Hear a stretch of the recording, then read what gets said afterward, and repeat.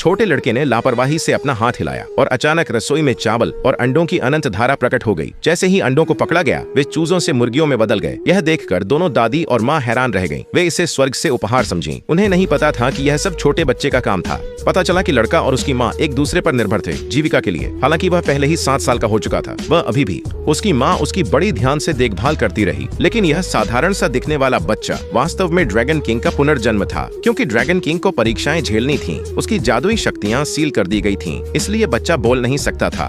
गांव में एक दबंग मारपीट करने वाला व्यक्ति था जो अक्सर माँ और बेटे को तंग करता था। उसने माँ को धमकाया कि वह उनकी आखिरी जमीन का टुकड़ा उसे सौंप दे और लड़के का मजाक उड़ाया कि वह इतनी उम्र में भी बोल नहीं सकता। उसे शक था कि लड़का गांव की रक्त रेखा का हिस्सा भी नहीं था, इसलिए उसने महिला से मांग की कि वह 1-2 और जमीन उसे सौंप दे। उसे और उसके बेटे को जल्दी चले जाने के लिए कह रहा था। लड़के ने अपनी माँ को इतना अपमानित होते देखा। उसके दिल में गुस्सा जलने लगा। उसने मन में एक विचार उत्पन्न किया और तुरंत बिजली और गरजने लगे।